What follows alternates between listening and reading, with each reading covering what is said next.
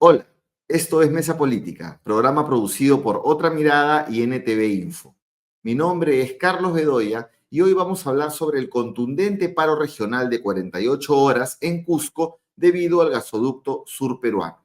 Pero también vamos a hablar de la huelga de hambre que ha iniciado el expresidente peruano Pedro Castillo en reclamo a su juicio por el presunto golpe de Estado que él diera a finales del 2022. Para ello, nos acompañará Carlos Paredes, economista y analista político cusqueño. Empezamos.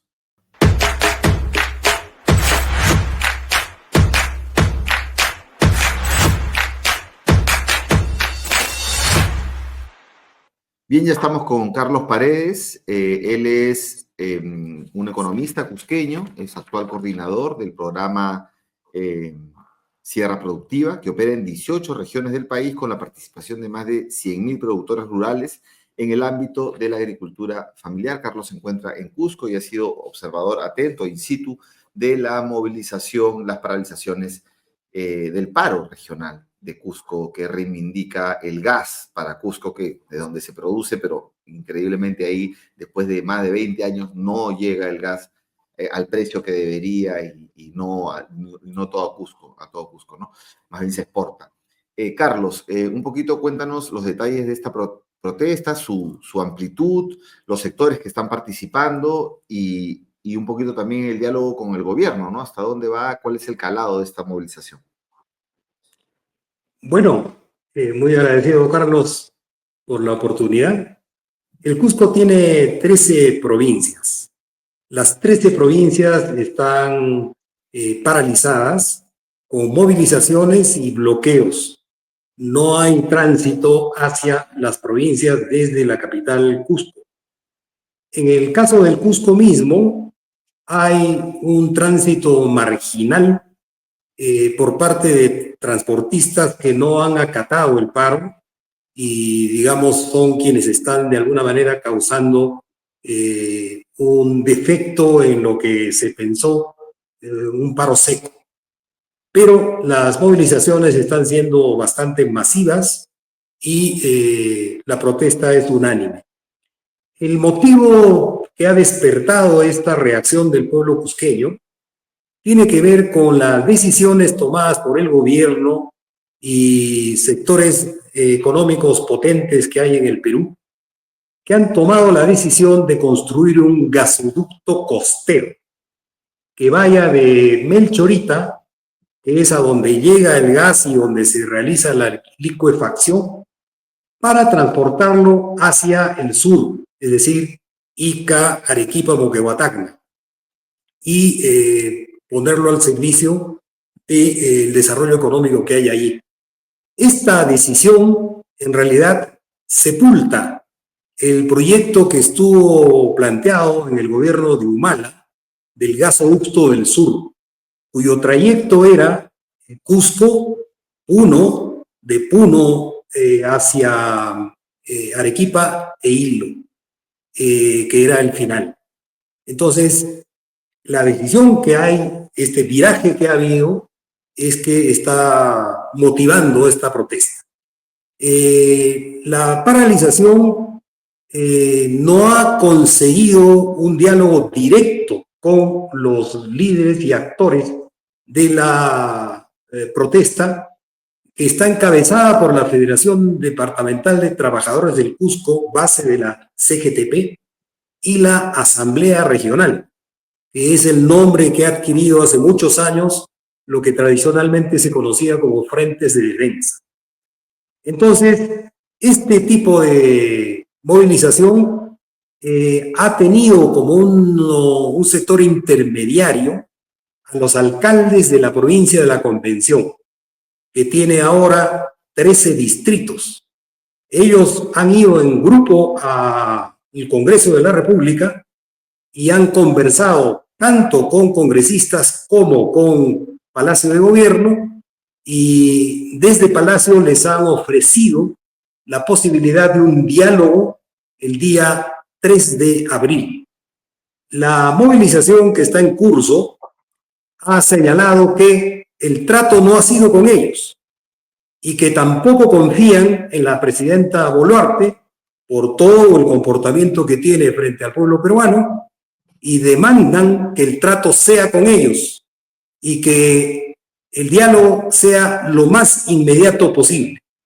En razón de lo cual, la movilización ha planteado la necesidad de una reunión con todo el Macrosur para la posibilidad de que esta lucha de hoy pueda ser más grande y más fuerte, que presione al gobierno sobre la necesidad del gasoducto andino, el gasoducto del sur.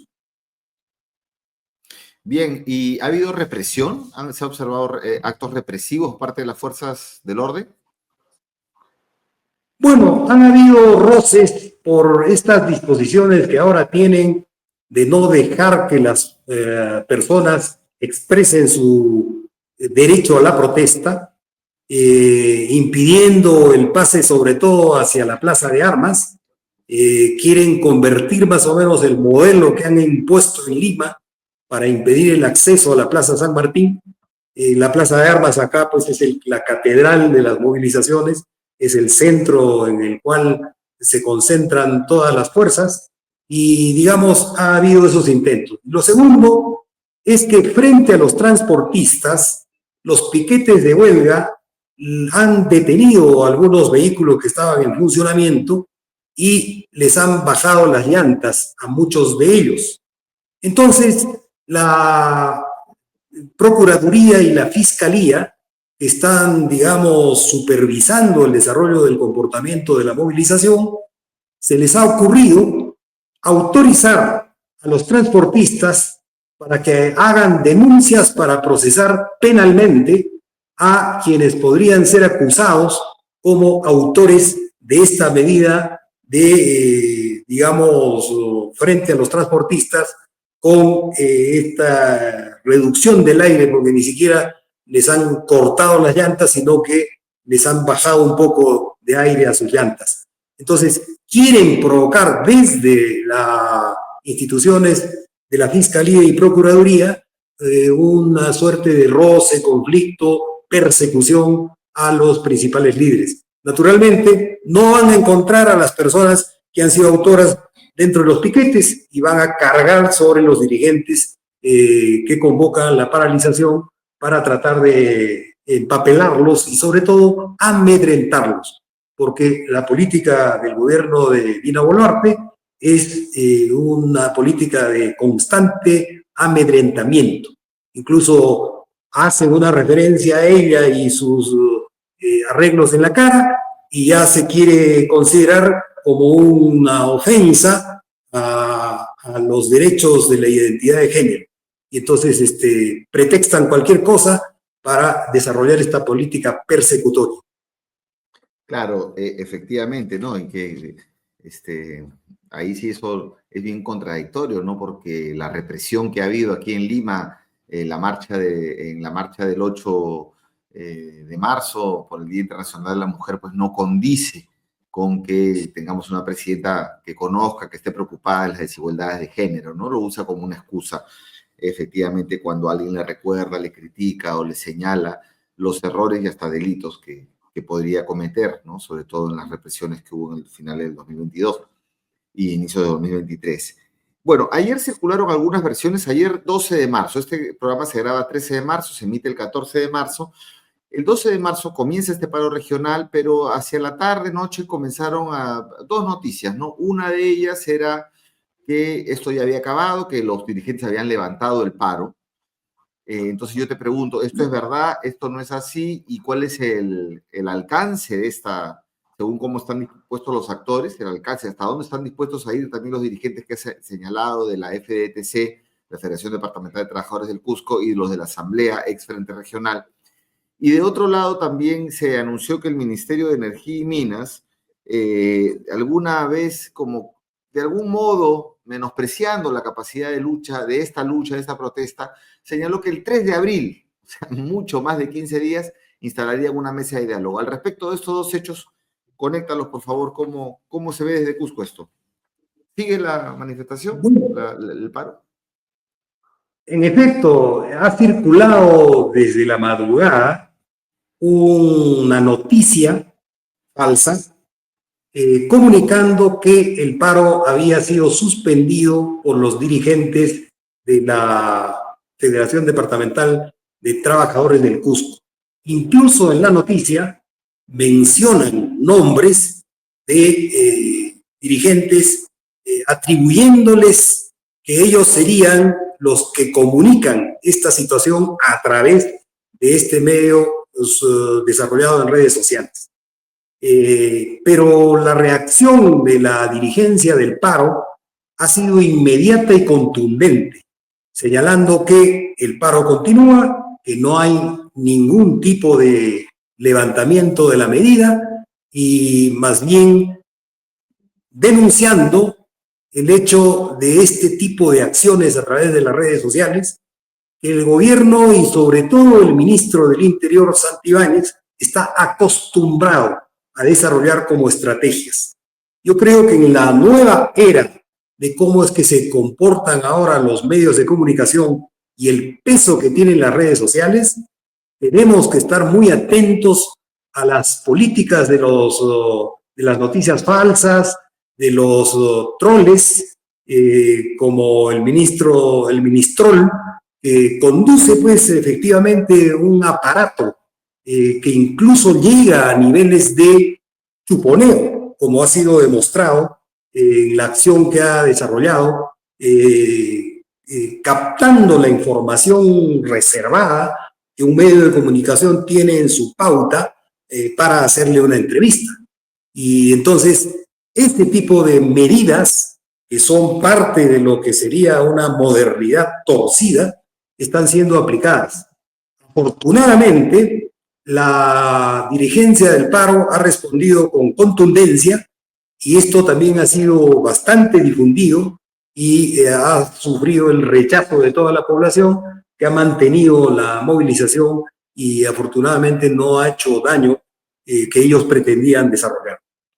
Y en segundo término, en relación al diálogo, ciertamente la dirigencia del paro ha dicho que el gobierno tiene que comunicarse con ellos y no han elegido como intermediarios a los alcaldes de la convención. Está bien que los alcaldes de la convención hayan tomado contacto con el gobierno, con el Congreso, pero ellos no son los titulares de la intermediación, sino la dirigencia del paro. Por esa razón, han rechazado el hecho de que hayan colocado una fecha prácticamente un mes después para que haya esta mesa de diálogo. Y les han exigido que vengan en el plazo más inmediato al Cusco para iniciar el diálogo. Y también han reforzado en este planteamiento que el Cusco está moviendo contactos con los otros departamentos del Macrosur, es decir, Puno, Arequipa, Moquegua, y Apurímac, para poder llevar adelante una reunión que escale la movilización a este ámbito mayor del Gran Sur. Claro, no se ve una voluntad, digamos, del gobierno de llegar a alguna solución. Bueno, no es práctica tampoco, pero no es práctica, digamos, de este gobierno. Pero, en todo caso, ¿cuál puede ser el alcance de esta paralización y en qué medida se pueden cumplir los objetivos? No entiendo que lo que están pidiendo es que se reanude la construcción del gasoducto del sur, ¿no? Y no se haga esta adenda con la compañía transportadora para lo que comentabas antes, haya otro conducto que no pase por Cusco, ¿no? Mira, yo creo, Carlos, que efectivamente el hecho de la decisión que ya está caminando, incluso con estimaciones de montos de inversión para hacer el gasoducto costero, que así le llaman, es un asunto económico y político. Yo creo que el Cusco y el Macrosur debiera también escalar en la potencialidad de su propuesta y tratar de vincular esta medida relativa a la darle salida a que el gas que surge en el Cusco pueda beneficiar al Cusco y al sur. Este es un gas amazónico y andino que no le beneficia a los que son propietarios territoriales de este recurso tan importante. Entonces, yo creo que el Cusco debiera escalar además al tema ferroviario, la posibilidad de construir vías ferroviarias que permitan transportar el gas que podría desarrollarse en licuefacción de forma tal que se transporte no como gas, como ocurre en algunos cisternas que transportan gas. Por ejemplo, tuvieron aquel accidente en Villa El Salvador, sino que vayan como líquido para llegar a destino, para que por la licuefacción pueda terminar convirtiéndose nuevamente en gas, gas líquido y gas. Y eso podría, además, a través de vías férreas, hacer que podamos hacer un nexo con la perspectiva del Perú relativo a Chancay. A nosotros nos falta, Carlos, un tramo. Tenemos el tren del sur que va hasta Juliaca y Puno. De Juliaca desvía a Arequipa. Y el tramo de Juliaca-Puno es únicamente de una relación Juliaca-Puno. Y no hay conexión con Bolivia. Bolivia tiene el inicio de su vía férrea en Huaki, que está a 110 kilómetros de Puno. Si nosotros hiciéramos ese tramo, estaríamos con una vía férrea que nos conduzca hasta Brasil, hasta Argentina y también nos coloque en conexión con Paraguay y Uruguay. Y podríamos ser, a través de eso, el vehículo para que los productos y mercancías que hay en el sur de América terminen pasando por esta zona para llegar al megapuerto de Chancay. Eso es mucho más breve en materia de tiempo y también en materia de costos para las posibilidades de dar una solución más integral. Por esa razón, creo que es importante hacer la conexión de lo del gas con un sistema de vías férreas que podrían, repito, hacer el nexo con Chancay. Porque esperar proyectos que están planteados y que tienen incluso arquitecturas de financiamiento, pero están a 5, 7 años de perspectivas. Mientras que 110 kilómetros construidos en el altiplano nos darían una solución de cortísimo plazo. Yo diría que hasta en medio año eso podría estar perfectamente listo y nos colocaría en esta otra dimensión. Entonces, me parece que la potencialidad de la protesta que hay ahora podría elevarse a las condiciones de plantear una salida mucho más global que incorpore al sur del Perú como un eje de nexo con el sur de América y por tanto con una relación interoceánica del Atlántico con el Pacífico. Mira, qué paradójico, ¿no? Porque mientras el ministro señala, el primer ministro, que este paro genera pérdidas millonarias, se enfoca en el turismo, la agenda que tú estás señalando es una agenda bastante profunda de desarrollo, más bien que si de alguna manera se toma nota o se comienza a ejecutar, generaría bastante beneficio. Yo veo las noticias y bueno, hay varios medios que están recogiendo el tema de que el paro se ha levantado, ¿no? Tú estás en Cusco y la gente ha parado. Sí, estamos en paro. Yo estoy en el centro del Cusco en este momento, en la oficina de Sierra Productiva, y he venido de mi casa, que está cerca de la universidad, a pie, porque no hay circulación de vehículos. Los vehículos que circulan en las márgenes no llegan a, digamos, a la columna de la Avenida de la Cultura, el ingreso a Limas Pampa y de ahí al centro histórico. Eso no está ocurriendo, sino está con piquetes y movilizaciones. Hay sin duda, una mala información. Hoy día, 13 de marzo, este programa se emite el 14, pero 13 de marzo continúa el paro, entonces lo estamos comunicando con Carlos, que está ahí, ¿no? Y también en las 13 provincias también, en Anta. Sí, Está, digamos, la paralización en la convención, que es el territorio en el que se encuentra el gas de Camisea, es, digamos, tiene una contundencia mayor y es explicable de la importancia que tiene para ellos. Pero están todas las demás provincias con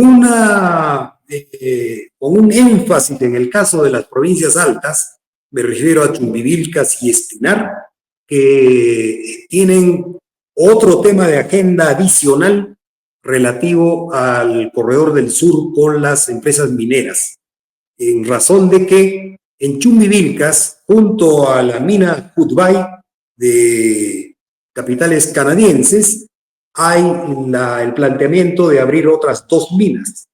Y en el caso de las Bambas, está en Cotabambas, pero en conexión con Chumbivilcas, están ya en el inicio de un segundo tajo abierto, con lo cual la mina Las Bambas pasaría del tercer o cuarto lugar que tiene en el mundo a un segundo lugar de la mina más importante a nivel mundial. Entonces, ese tema es preocupación de este sector, que también ha colocado en la agenda este asunto para también, digamos, tratar lo relativo con esta actuación. Desde el interés de la Federación Departamental de Campesinos del Cusco y también de la Asamblea Regional, planteamos que debiera instalarse, como el caso de la experiencia de Espinar, que nació con Tintaya y se ha prolongado hasta Antapacay, el convenio marco. ¿Qué cosa es el convenio marco? Es un aporte extra que hacen las empresas mineras a un fondo para desarrollo económico social de la provincia, en este caso Espinar. Y esa decisión de qué se invierte ese fondo es hecho por un comité colectivo donde está la municipalidad, está el Frente de Defensa, está la Federación Campesina, la Federación de Comerciantes, la Autodefensa, en fin, todas las organizaciones sociales y las autoridades que toman las decisiones de qué hacer con esa plata. En el caso de las minas de Chumbivilcas, Hudbay y la mina de Las Bambas, no es así. Es una especie de reparto negro dirigido a comprar conciencias. Y eso desordena totalmente las posibilidades de que esos dineros vayan al desarrollo.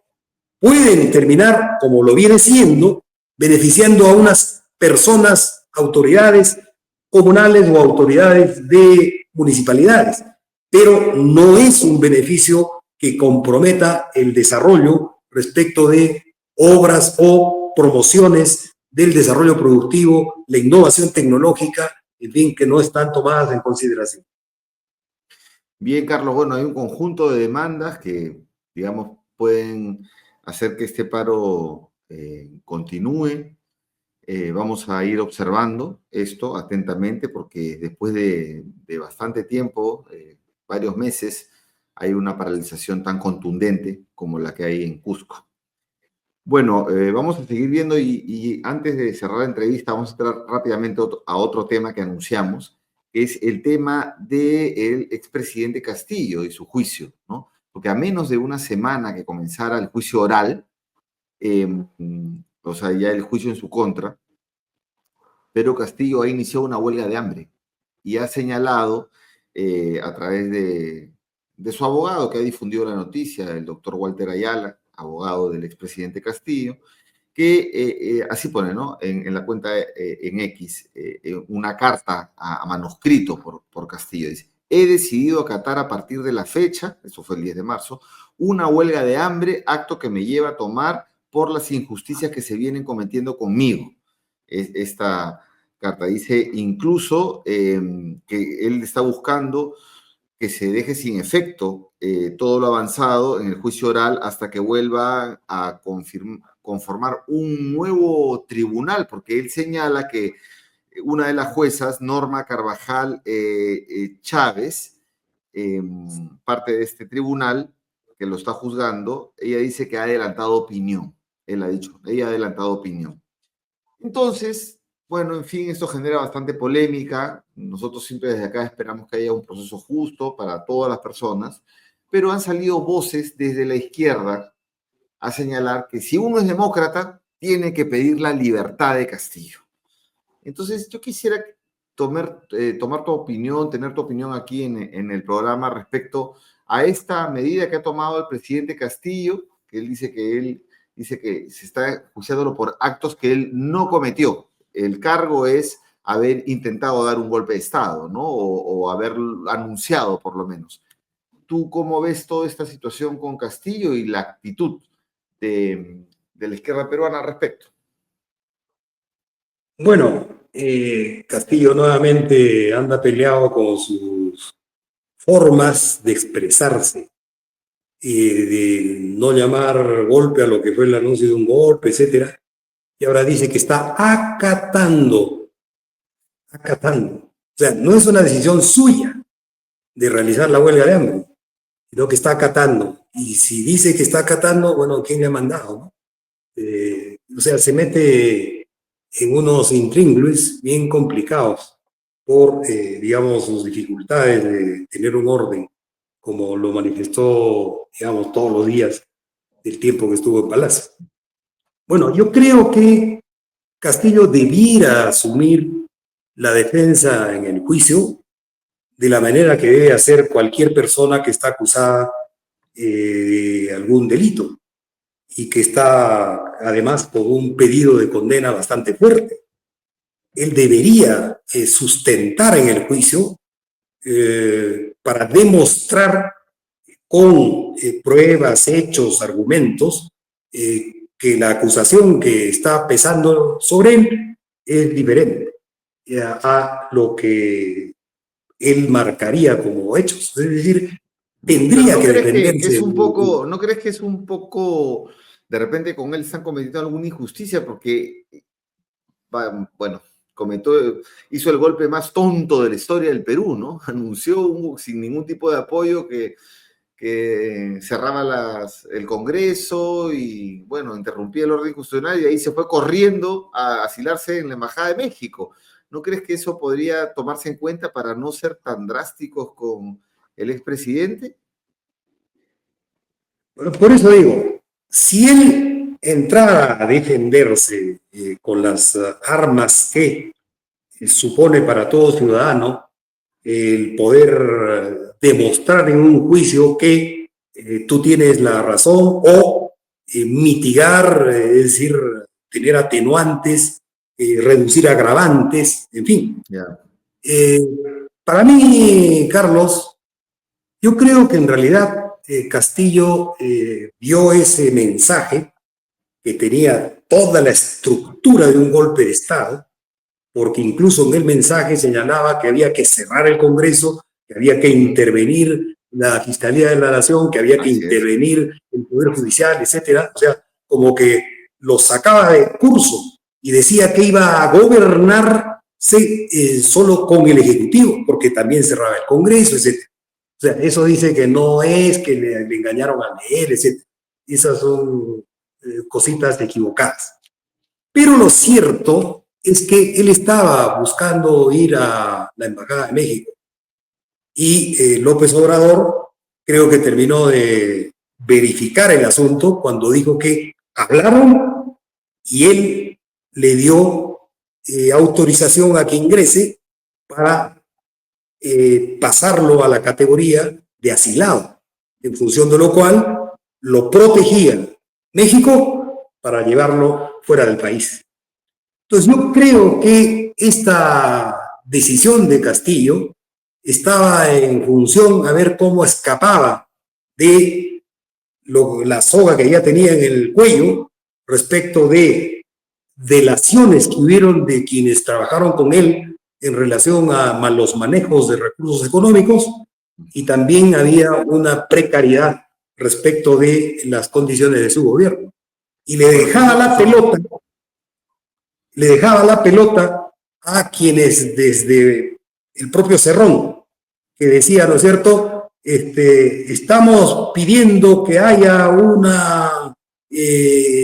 cierre del Congreso de buena manera, porque también hay un plan B, ¿no es cierto? Entonces, el plan B estaba asociado justamente a lo que después se tradujo, lo que se leyó, y además tenían él y su primer ministro Torres reuniones en todos los departamentos del Perú, en esta suerte de consejos de ministros ampliados, donde la orientación que se daba no era la resolución de problemas de cada lugar, sino que se preparen para levantarse.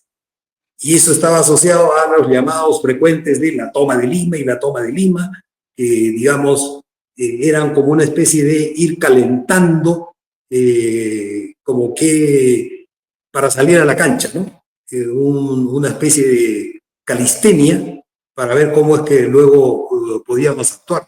Entonces, yo creo que frente a esos elementos, con la suficiente, digamos, capacidad de una persona que ha asumido la tan alta magistratura de la presidencia de la República, debiera defenderse. A mí me gustaría que Castillo, entre las cosas que, no sé si le alcance leer, pero sería interesantísimo que pudiera leer la manera en cómo Fidel Castro se defendió en su momento y cómo asumió la defensa, argumentando, ¿no es cierto?, de lo que desde su lado implicaba esta decisión que había tomado, y convenció a quienes lo querían juzgar de la verdad que acompañaba la decisión que había tomado respecto de encabezar un proceso revolucionario en Cuba.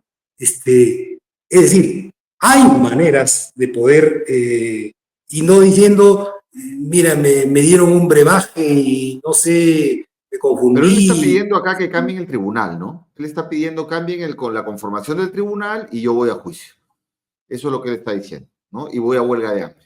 Entonces, respecto de eso, hay algunas posiciones. Dentro de la izquierda peruana te voy a preguntar, porque si bien es cierto, una cosa tiene que ver con lo humanitario, con las condiciones de un proceso justo, otra cosa es lo político, pero hay algunas voces que señalan que ser demócrata en el Perú es pedir la libertad de Pedro Castillo, ¿no? Eso, y lo segundo, bueno, también veo otra posición que es solidaridad más bien con Pedro Castillo, y que incluso veo acá un comunicado de Nuevo Perú que dice que hay que Pedro Castillo dice, es urgente que la ciudadanía exija el respeto de los derechos de Castillo, un líder históricamente discriminado por las élites, ¿no? Históricamente discriminado por las élites. Bueno, hay todo un tema ahí que incluso dio origen a su propio, a cómo él llegó, ¿no? Fue bien accidentado, pero en todo caso, ¿tú qué opinas de esa posición de libertad para Castillo? ¿O estás más en solidaridad o en qué estás ahí? ¿Cómo lo ves?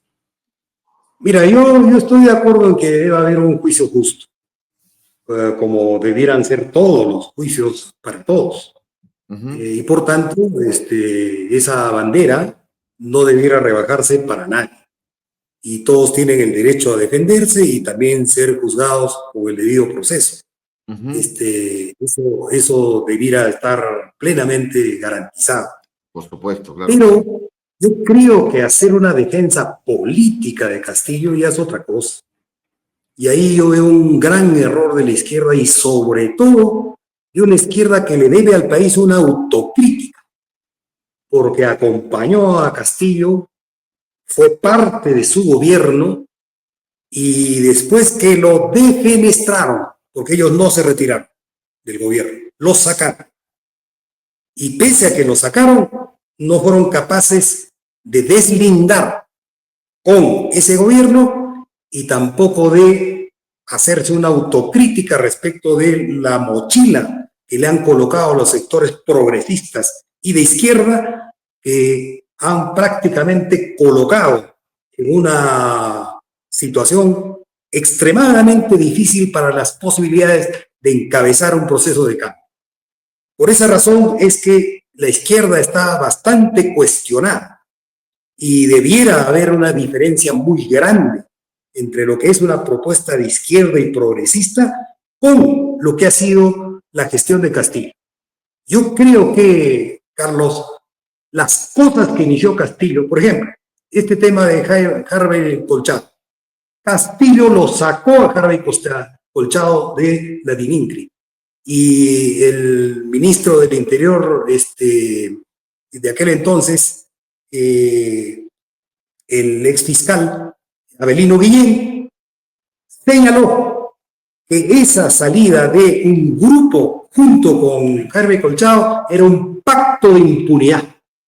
Sí, con ese planteamiento él se retiró del Ministerio del Interior, acusando ese pacto de impunidad. Claro, que Castillo necesitaba. Generó una crisis que terminó con la salida de Mirta Vázquez de la presidencia del Consejo de Ministros, del ministro Pedro Franque, el ministro de Economía, y digamos, este es el momento en que Castillo más bien rompe con esa izquierda, con la izquierda de Nuevo Perú o con la izquierda un poquito más programática, que tenía cuadros de gobierno. Exacto. Y más bien comienza muy errático, ¿no? Se junta hasta con gente de extrema derecha, no pone a una ministra antiderechos en el Museo de la Mujer, a un primer ministro que no tenía nada que ver con la izquierda, que duró muy poquitos días hasta que llegó Aníbal Torres de nuevo. Entonces, sí, efectivamente fue bastante errático, ¿no? Y más bien él rompió con la izquierda que se solidariza con él, que está bien que se solidarice, ¿no? De la parte humanitaria, pero tú has señalado acá la diferencia de que defensa política sí es mucho. ¿No estarán pensando en que hay un bolsón de votos de Castillo y entonces hay que solidarizarse con él para que el castillismo vote por él, el supuesto castillismo, ¿no? Que es bien anunciado además, ¿no? Si estuvieran pensando en algo de esa naturaleza, estarían totalmente equivocados, porque creo que más bien el infantilismo de izquierda que representa Castillo es una especie de autogol a los movimientos sociales progresistas en toda experiencia histórica en el mundo y también en el país. Eso nos ha costado muchísimo. Nos condujo en los años del 80 al 90, a los fines del 90, a los inicios de los 90, implicó una derrota estratégica del movimiento social y el movimiento de la izquierda, cuestión de la que, digamos, ha sido muy difícil salir adelante. Y ahora vuelve a generar un golpe a las condiciones que han conducido a que el movimiento social en general no esté a la altura de la naturaleza de los golpes que está recibiendo. El Perú se está yendo al hoyo y estamos prácticamente en una situación donde la conducción del país es de un pacto mafioso y además está entregándose las decisiones esenciales al crimen organizado. Eso está ocurriendo delante de nuestros ojos. No hay fuerza social como para poder confrontar contra eso. La única esperanza es que en las elecciones podamos castigar a los responsables de este desastre y este retroceso histórico que está ocurriendo en el país y también a quienes son los responsables de entregarle el Perú y sus principales instituciones al crimen organizado. La única manera es castigándolos con el voto y haciendo que ninguno de los partidos que hoy están en este Congreso del pacto mafioso puedan volver a ser elegidos. Recordemos que, por ejemplo, el NAPA fue castigado de esta manera cuando Vizcarra cerró el Congreso y el APRA luego no fue elegido y salió del padrón electoral. El pueblo lo castigó porque lo identificó como parte de la cabeza de la mafia que en aquel momento había junto con Keiko Fujimori. Entonces, la única salida que tenemos es esa. En este pacto mafioso, tú también incluyes a Perú Libre y al bloque magisterial, a este grupo que llegó con Cerrón, ¿cierto? Sin duda, y Castillo colocó la primera piedra de ese proceso, Carlos. ¿Cómo fue? Se ha sabido, se conoce, que parte del dinero que robaban a través de ministerios, tipo el Ministerio de Vivienda, el Ministerio de Transportes, era para hacer una bolsa que permita que Castillo tenga el número de votos que no alcance la vacancia. Esa compradera de votos, sea con Dina Boluarte, ha sido 2.0, es decir, ha crecido. para abarcar a la totalidad de los congresistas. Sí. Y con eso han asegurado que estén totalmente comprometidos con el pacto mafioso y han acelerado, y donde una de las cabezas de toda la contrarreforma, por ejemplo, la eliminación de estas normativas para la prisión preventiva, etcétera, ¿quiénes las proponen por delante? La gente del partido que lo llevó a la presidencia Castillo y que la llevó a la vicepresidencia a Dina Boluarte, es decir, el partido de Cerrón. Ellos son una especie de daga de la mafia congresal y la mafia del ejecutivo que está gobernando. Entonces, ellos deben ser castigados y no podemos de ninguna manera vacilar en las posibilidades de otorgarles pues una suerte de solidaridad política. Eso es grave, me parece, y sobre todo no habiendo la autocrítica a la que están obligados a desarrollar, porque le deben una autocrítica al país. Bien, yo te agradezco mucho, Carlos, por estas opiniones. Tú eres una persona que viene de la izquierda peruana y entonces me parece que estas voces son importantes porque es como una aplanadora, ¿no? Si tú no pides la libertad de Castillo, no eres demócrata, y además se niega, ¿no? Se niega que él haya tenido un gobierno bastante errático, bastante, digamos, sin rumbo, incluso jugando en contra de algunos ministros que sí tenían algunas propuestas. Recordemos que no apoyó la reforma tributaria planteada por Pedro Franque y un conjunto de cosas que en realidad eran bastante, o sea, que no tenía un talante transformador, ¿no? Entonces, sí ahí está de que, bueno, él viene de sectores históricamente marginados y por lo tanto yo me tengo que sumar a esto. Creo que ahí hay un poquito más de reflexión que hacer y siempre pensando en lo mejor del país, ¿no? Y ciertamente eso no fue para nada un buen gobierno, en absoluto. Bien, Carlos, entonces, ¿quieres agregar algo más? Si no, ya cerraríamos acá. Carlos, perdón, yo haría un agregado. Si tú miras todas las políticas que ha llevado adelante Castillo y que han tenido su versión 2.0 con Dina Boluarte, son políticas esencialmente reaccionarias. Por ejemplo. De retroceso. Por ejemplo, la política frente a la mujer, la política frente a la educación, tanto universitaria, con la intervención a SUNEDU, como el retorno de profesores que ya estaban fuera del sistema por no haber pasado 5 exámenes de calidad. ¿Y con qué argumento los han hecho regresar? El hecho de que ellos hayan tenido su título es un derecho humano y no se puede atentar contra ese derecho humano. Y todos sabemos que ahora los títulos van como reparto de volantes en ese tipo de universidades, ese tipo de instituciones educativas. Es decir, retroceso en toda la línea. Yo diría más bien, busquemos una lupa para encontrar qué medida progresista ha impulsado el gobierno de Castillo. Yo no encuentro. Sí, pues bueno, en fin, vamos a ver cómo se desarrolla también este juicio. Estaremos atentos porque sí, efectivamente, hay la necesidad de tener un juicio justo con todas las personas, pero la solidaridad política sí es algo más complejo que simplemente pedir un juicio justo, ¿no?